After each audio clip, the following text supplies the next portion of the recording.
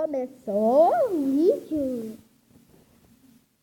Oi, pessoal, e hoje eu vou ver minhas coisas de e a Thalita e minha tia. E se inscreva no canal, por favor. Dá um like nesse vídeo.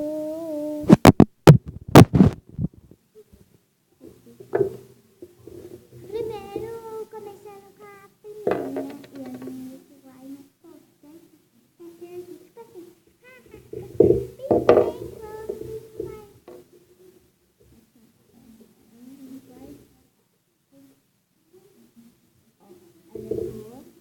Ela é boa.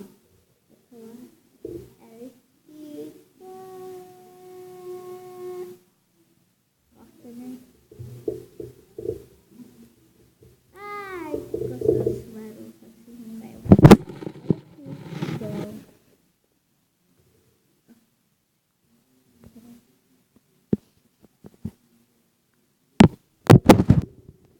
Então, essa é a primeira linda, maravilhosa, e ela chama Céu. Céu, você vai ter que voltar pra sua casinha. Gente, eu tenho vazia, tá?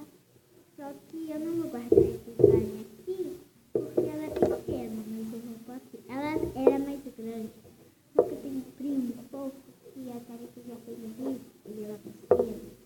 Aí ele chamou esse slime, aí ele pôs na parede, tudo.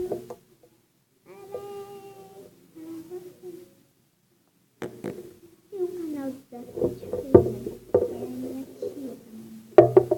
Segundo slime, essa aqui, que eu já vou começar. Ela é marshmallow. Ela tá dura, gente. Tá vendo? Né? Então vamos jogar ela no meu cabelo. Jogando meu cabelo, só que não. Eu não vou deixar. Porque ela é dura. Agora essa aí, ó. Essa aqui é dura. Essa aí eu não testo.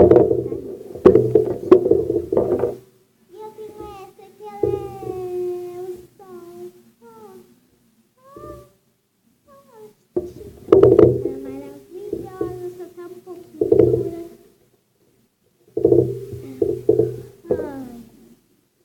As minhas slime preferidas, a fedorenta, que ela sumiu. E essa segunda é a terceira é essa. Quarta é. Vocês não estão me ouvindo? Se vocês não estiverem ouvindo, eu tô dando pra ouvir. Entendeu? Entendeu? Entendeu? Tá bom. Peraí, deixa eu ver se vai dar tempo. Dá tempo de eu começar. Então, eu faço agora com essa cola aqui. Eu tinha mais duas dessas.